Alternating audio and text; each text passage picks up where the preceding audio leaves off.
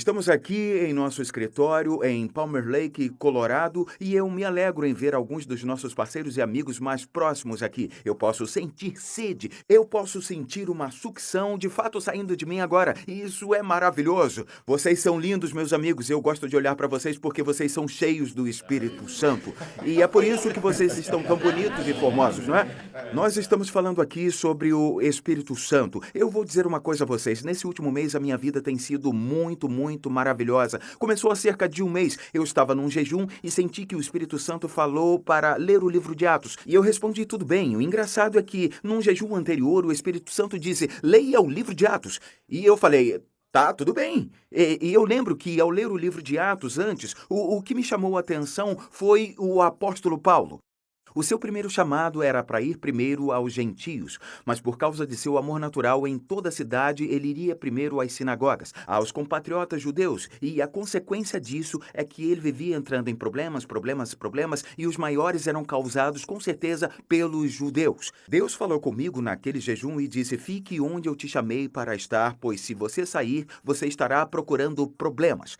Dessa vez eu comecei a ler o livro de Atos e eu fiquei impressionado com algo diferente que chamou a minha atenção. Então eu comecei a notar desde o início o quanto os apóstolos, os líderes, os crentes do livro de Atos voltavam-se toda hora para o Espírito Santo, interagiam com ele, dependiam dele e falavam também dele. Eu quero dizer que isso saltava aos meus olhos em todo o texto. Eu percebi que ele era uma parte vital da vida deles e estava envolvido em tudo o que eles faziam. Ouçam alguns dos comentários no livro de Atos, e esses nem são todos eles. Eles dizem algo assim, nós somos testemunhas de tudo isso, nós e o Espírito Santo. Atos 5:32. Nós lemos, o Espírito me disse que não hesitasse em ir com eles. Um outro texto, pelo Espírito predisse que haveria uma grande fome em todo o mundo. Enviados pelo Espírito Santo. Pareceu bem ao Espírito Santo e a nós, tendo sido impedidos pelo Espírito Santo de pregar a palavra na província da Ásia.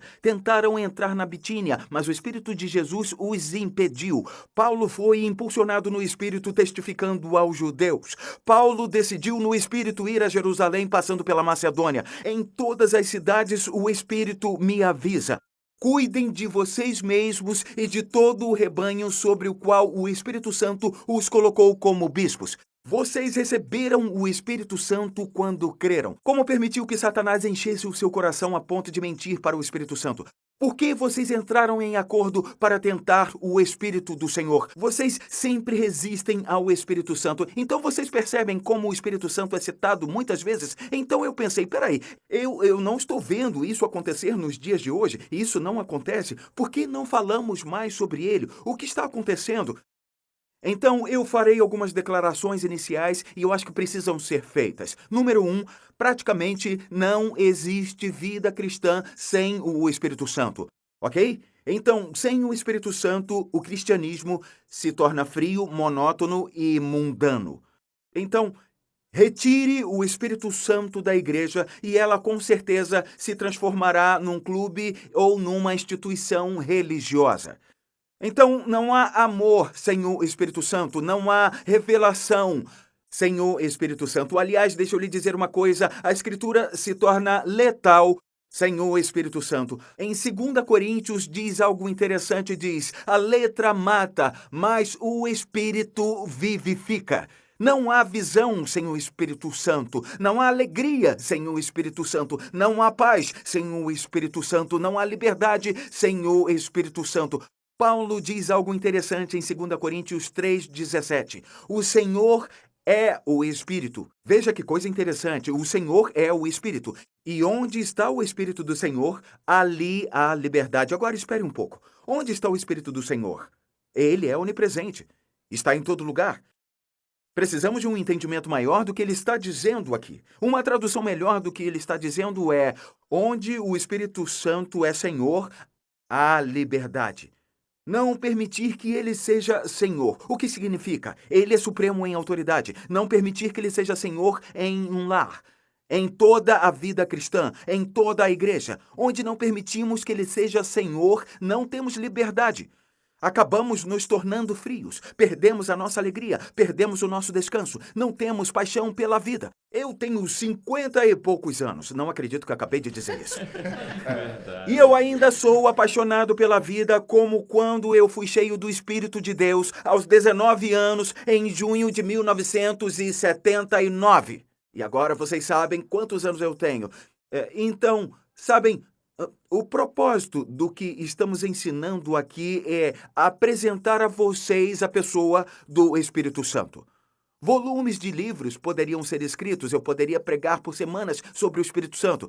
Você pode imaginar se eu ficasse de pé aqui tentando falar sobre a minha esposa Lisa em 4 sessões? Não tem como. Eu sou casado com essa mulher incrível há 30 anos e eu vou dizer uma coisa, eu ainda estou crescendo em conhecimento e em entendimento sobre ela, sobre sua personalidade a cada dia. E realmente não tem como eu falar tudo sobre ela em 4 sessões. Eu posso apresentar você a ela, eu posso te dizer como fazer contato com ela, eu posso te dizer como interagir melhor com ela, como ouvi-la e como trabalhar com ela. Eu posso te colocar no caminho, mas eu não vou contar tudo sobre ela. Então, se você está esperando que eu te conte tudo sobre o Espírito Santo nessas 4 sessões, pode esquecer. Pois a Lisa só tem 30 anos e o Espírito Santo é eterno. Estamos falando de alguém eterno, ok? Ele é um pouco mais velho que a Lisa, entendeu? Pois muito bem. Tem um trágico erro que todo cristão solteiro comete e é o seguinte: ele tem tentado, ele se esforça estudar e compreender a obra do Espírito Santo sem primeiro vir a conhecê-lo intimamente como uma pessoa. Você comete um grande erro quando faz isso. É muito importante que estabeleçamos e determinemos em nosso coração que o Espírito Santo é uma pessoa divina.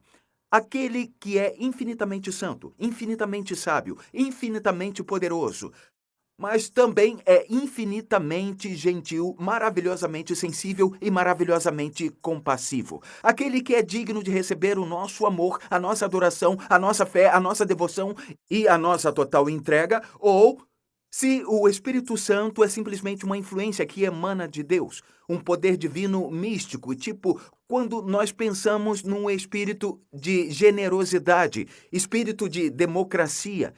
Essa visão é grosseira, é superficial e é até legalista. E acreditar dessa forma abre espaço para o orgulho espiritual. Porque podemos andar por aí como se fôssemos uma ordem superior de cristãos e menosprezar as outras pessoas. Porém, se o compreendermos como infinito em majestade, em glória, em esplendor, poder, sabedoria e santidade, que ele, como uma pessoa, concordou com o Pai e com o Filho de vir fazer morada em nós e tornar a nossa vida melhor. Então isso nos fará prosperar e permanecer em humanidade, tenha certeza. Então, sabe o que as pessoas que veem Deus como uma influência ou simplesmente uma entidade divina, sabe o que essas pessoas estão sempre dizendo? Eu quero mais do Espírito Santo. Pessoas que o entendem como uma pessoa maravilhosa, mais poderosa, estão sempre dizendo: quanto mais de mim eu posso dar a ele. Você não vai andar por aí com orgulho espiritual porque sente que recebeu mais de uma pessoa. Você pensa, como posso dar mais de mim a esse Criador maravilhoso? Mais e mais e mais. Você diz amém? Amém. Uma das razões porque algumas pessoas enxergam o Espírito Santo como uma mera influência em vez de uma pessoa é porque se referem a ele como uma coisa. Vocês sabem, o Espírito Santo, aquela coisa, é uma coisa. Se eu ganhasse $1 por todas as vezes que eu já escutei isso no meu ministério, sinceramente, $1 cada vez que eu ouvi isso sobre o Espírito Santo, eu já estaria rico. É verdade. Muitos veem o Espírito Santo como uma entidade santa, em vez de ver aquele que é muito santo e deseja ser seu amigo íntimo.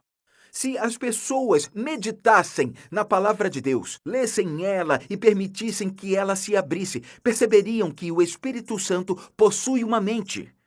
Romanos 8:27 fala sobre a mente do Espírito Santo, que ele possui vontade. 1 Coríntios 12:11 diz que ele distribui cada um de seus dons conforme ele quer. Ele possui emoções, como é dito sobre seu amor e sua alegria em Romanos 15, Gálatas 5:22 e Efésios 4:30. Preste atenção no que diz. Ele conforta, ele fala. Hebreus 3, no verso 7, diz: de fato, ele fala claramente. 1 Timóteo 4:1 nos diz: ele ensina. Eu não conheço nenhum professor mudo, você conhece? Eu sei que professores são pessoas que se comunicam, não é? Ele pode ser magoado, ele pode ser entristecido, Efésios 4:30. Ele pode ser insultado, Hebreus 10:29. Ele também pode ser resistido, Atos 7:51. Podemos mentir para ele, Atos 5. Nossa primeira impressão do Espírito qual é? Ele é uma pomba. E por que isso? Porque em todos os 4 evangelhos lemos que o Espírito Santo desceu sobre Jesus como uma pomba. Mas eu posso dizer uma coisa, nós não dizemos frases assim, ela corre como o vento, ou ele é forte como um touro. Isso não faz com que ela seja o vento ou ele seja um animal de 4 patas. Mas é claro que não, mas alguém pode dizer, João descreve o Espírito como lâmpadas de fogo diante do trono de Deus. E eu também posso dizer que a Bíblia diz, e olhei, e eis que estava entre os anciãos um cordeiro como havendo sido morto. Foi assim que João descreveu Jesus. Jesus com certeza não era um animal de 4 patas. Assim como o Espírito Santo também não é fogo místico queimando diante do trono de Deus. Você está comigo? Então, o que é o Espírito Santo? Ele é a terceira pessoa da Trindade. Gênesis 1:26 diz: então disse Deus, façamos o homem à nossa imagem. Veja, a nossa imagem, conforme a nossa semelhança. Deus não disse faça o homem, façamos então o homem. Se ler Atos 10:38, verá o Pai, o Filho e o Espírito Santo, cada um identificado de maneira diferente. Então Deus ungiu a Jesus de Nazaré com o Espírito Santo e poder, e ele andou por toda parte fazendo o bem e curando os oprimidos pelo diabo. Então vemos Deus Pai ungindo Jesus com o Espírito Santo. Temos os 3 bem aqui. Quando Jesus foi batizado no Rio Jordão, os 3 se manifestaram como pessoas totalmente diferentes. Nós vemos Jesus, nosso Senhor, sendo batizado por João. E nós vemos Jesus se levantando e o Espírito descendo sobre ele como pomba. E nós vemos o Pai falando do céu: este é o meu Filho amado em quem me comprazo. Portanto, 3 pessoas distintas, mas um só Deus. Porque Deuteronômio 6:4 diz: ouça, ó Israel, o Senhor, o nosso Deus, é o único Senhor. Em Romanos 3:30 lemos: existe um só Deus que pela fé justificará. Tiago 2:19, você crê que existe um só Deus? Um só Deus. Um exemplo para nos ajudar a entender está na água. Você sabia que a água pode ter 3 formas diferentes? Ela pode ser gasosa, líquida e ela pode ser sólida, que é o gelo. Mas todas as 3 possuem exatamente a mesma composição molecular. 3 formas distintas, mas uma só água. Olhem para mim. Assim é o Pai, é o Filho e o Espírito Santo. Um dos meus versículos preferidos da Bíblia sobre o Espírito Santo tinha que ser Isaías 40, no versículo 12, que diz quem? Escute isso, que diz quem mediu a água do mar com as conchas das mãos. Pense nisso, ele mediu todo o oceano com a mão. E que diz quem mediu o céu com os seus dedos. Podemos ver o Espírito Santo sendo descrito aqui por sua função. Então, quem, usando uma vasilha, calculou quanta terra existe no mundo inteiro ou pesou as montanhas e os morros numa balança? E quem é capaz de aconselhar o Espírito do Senhor? Quem sabe o bastante para dar conselho a ele ou ensiná-lo? O Senhor já precisou do conselho de alguém? O que você acha, querido? Ele precisa de instrução sobre o que é bom? Alguém ensinou a ele o que é bom ou mostrou a ele o caminho da justiça? Não. Para o Senhor, todas as nações do mundo são como uma gota de água num balde. Elas não são nada mais do que um grão de poeira na balança. Ele carrega as ilhas distantes como se fossem um único grão de areia. Esse é o Espírito do Senhor. Vocês veem como ele é poderoso? Vocês compreendem o quanto ele é poderoso? Lembra quando eu disse que ele concordou com o Pai e o Filho de vir fazer morada em nós? Por isso temos que nos prostrar. Alguém pode dizer amém? Amém. A respeito da criação da humanidade, Gênesis 2:7 diz: Então o Senhor Deus formou o homem do pó da terra e soprou em suas narinas o fôlego de vida, e o homem se tornou ser vivente. Quem fez isso? O Espírito Santo. Como eu sei disso? Porque Jó disse em Jó 33:4: O Espírito de Deus me fez. O sopro do Todo-Poderoso me dá vida. Então foi ele quem soprou nas narinas de Adão o fôlego de vida. E não só em Adão, mas em cada um de nós também. Pois Salmo 139, no versículo 13, diz: Tu criaste, preste atenção nisso, tu criaste o íntimo do meu ser. Tu me teceste no ventre da minha mãe. Na verdade, o Espírito de Deus formou todas as coisas que nós vemos. Provérbios 26 diz: O poderoso Deus que formou todas as coisas. Ele é aquele que manifestou o desejo criativo do Pai. Você está me ouvindo? Então, o Espírito Santo, ele é Deus. Como a Bíblia se refere a ele? Quais são os nomes mencionados na palavra de Deus? Ele é chamado de Espírito Santo 96 vezes na Bíblia. É chamado de Espírito do Senhor 28 vezes. Espírito de Deus 26 vezes. É chamado de Espírito Eterno. Ele é chamado de Ajudador. Ele é chamado de Consolador. Ele é chamado de Santo. Ele é chamado de Senhor. Ele é chamado de Espírito da Verdade. Ele é chamado de Espírito de Cristo, de Espírito de Conselho, de Espírito do Pai de vocês, de Espírito do temor do Senhor, de Espírito de glória, de Espírito de graça. Ele é chamado de Espírito de Jesus Cristo, de Espírito de julgamento, de Espírito de fogo, de Espírito de conhecimento, de Espírito de vida, de Espírito de amor, de Espírito de poder, de Espírito de profecia, de Espírito de revelação, de Espírito de equilíbrio, de Espírito de entendimento, de Espírito de sabedoria, de Espírito de santidade, o Espírito Santo de Deus. Eu adoro isso. O Espírito do Santo Deus. Jesus dependia do Espírito Santo. Ele foi concebido pelo Espírito. Ele foi ensinado pelo Espírito. Ele foi capacitado pelo Espírito. Ele não fez nenhum milagre antes de ter sido batizado pelo Espírito no Rio Jordão, porque o Evangelho de João diz que o primeiro milagre que ele fez foi em Caná da Galileia, depois de ser batizado. O Espírito veio sobre ele. Ele foi guiado pelo Espírito.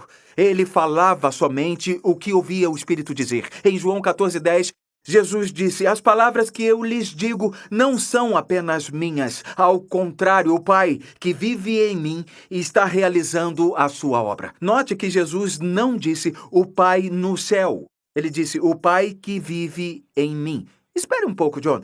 Espera um pouco, quer dizer que ele estava se referindo ao Espírito Santo como o pai dele? Ué, por que não? Veja o que o anjo disse a José: Não tema receber Maria como sua esposa, pois o que nela foi gerado procede do Espírito Santo. Por que ele não o chamaria de Espírito do meu Pai? Você diz amém? Amém. Jesus e o Espírito Santo atuavam juntos como um, lado a lado, quando ele estava na terra. Jesus fez essa declaração: O Filho não pode fazer nada por si mesmo. Se Jesus precisou dessa parceria contínua com o Espírito Santo para completar a sua missão, a missão que foi dada por Deus, quanto mais nós precisamos da capacitação do Espírito para completar a nossa missão.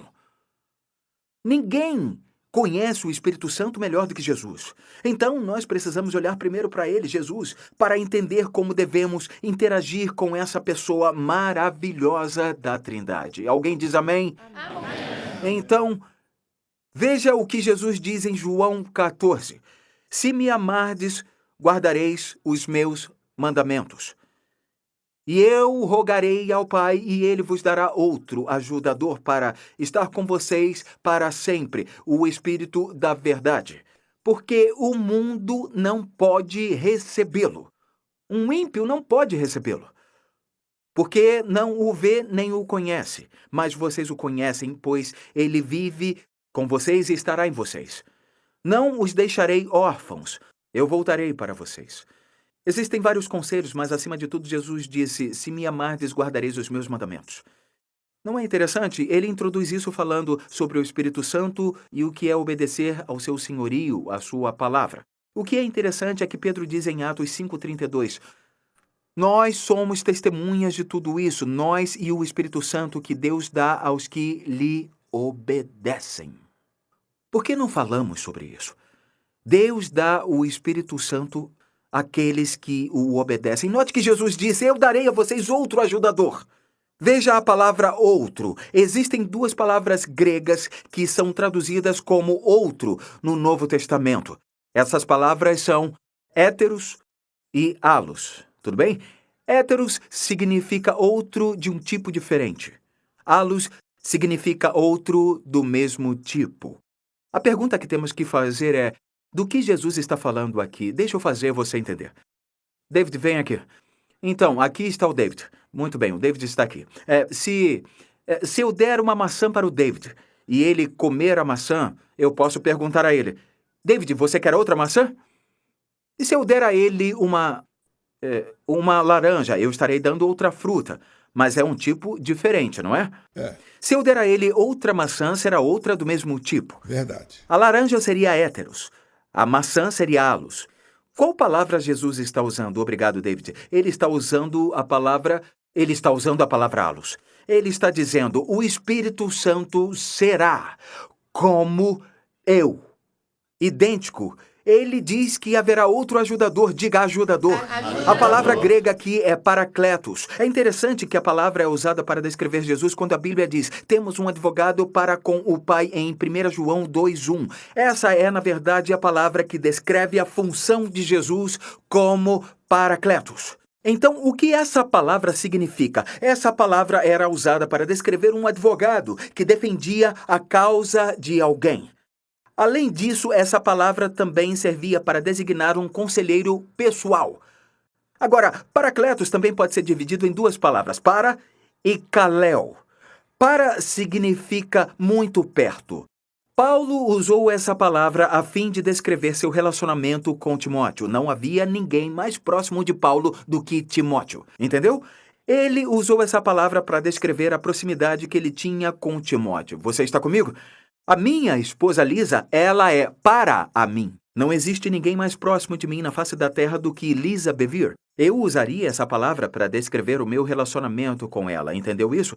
Agora, kaleo significa acenar ou chamar. Essa palavra era frequentemente usada nas Escrituras quando os apóstolos descreviam seus chamados. Ou seja, quando Paulo disse: fui chamado como apóstolo para os gentios. Você está comigo? Essa palavra chamado passa uma ideia de destino e ação. Você está entendendo? Então, se juntarmos essas duas palavras, sabe o que Jesus está dizendo? Ele está dizendo que o Espírito Santo é permanentemente chamado para estar sempre ao nosso lado e nos aconselhando em nossa caminhada com Deus. De fato, esse é o chamado e a missão dele, e ele cumpre permanentemente, pois foi o próprio Jesus que disse: ele viverá em vocês para sempre. É isso. Isso não é ótimo? Jesus está falando: ele ficará com vocês exatamente da mesma forma que eu estive com vocês. Vocês entenderam? Frequentemente eu ouço pessoas dizendo: se eu pudesse pelo menos ter andado com Jesus, eu teria feito tantas perguntas a ele. Peraí, por que você não está fazendo essas perguntas ao Espírito Santo? Você acha que ele é uma entidade? Você acha que ele é apenas uma influência que vem de Deus? Ou você realmente acha que ele é uma pessoa? Se você acha que ele é uma pessoa, você fará perguntas para ele porque sabe que ele é onisciente. Você está entendendo? Eu já disse isso e vou dizer de novo. Acho que é uma das pessoas mais ignoradas da igreja.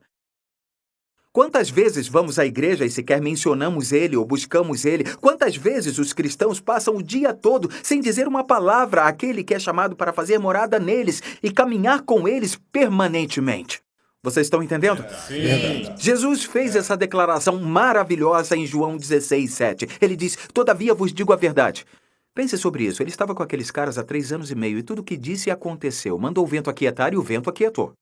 Ele disse o que aconteceria com ele em Jerusalém. Os líderes o pegariam e o jogaria nas mãos dos pecadores. Enfim, tudo o que Jesus disse aconteceu. Vocês estão entendendo isso? E aí a maneira como ele começa essa declaração após 3 anos e meio. Eu estou dizendo a verdade.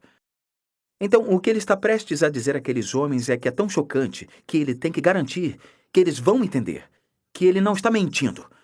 Aquele que nunca mentiu, que não pode mentir, tem que dizer: eu estou dizendo a verdade. Essa é a verdade, gente. E como é o resto do versículo, todavia digo-vos a verdade. Convém-vos que eu vá. Porque se eu não for, o ajudador, ele não virá a vós. Mas quando eu for, eu vou-lo enviarei. Eu gosto mais ainda da Nova Versão Internacional. Ele diz: é para o bem de vocês que eu vou. Por que é melhor para nós que Jesus tenha partido? Por quê? Por quê? Pense sobre isso. Se Jesus ficasse, não teríamos tempo de conversar com ele, teríamos que pegar um avião até Tel Aviv, alugar um carro e dirigir até a Galiléia. Não seria difícil encontrar ele porque veríamos milhares de pessoas esperando para chegar ao centro para que pudessem fazer uma pergunta. E ele teria que dormir, ele teria que comer. Talvez ele tivesse 14 horas por dia para nos dar. E as pessoas viriam em massa para falar com ele. Mas quando pensamos que o Espírito Santo é exatamente como Jesus, que ensina como Jesus, amplia as coisas de Deus como Jesus, o Espírito Santo não tem que dormir, ele não tem que comer. Ele pode ter milhares de conversas diferentes ao mesmo tempo, intimamente, com 10.000 pessoas diferentes.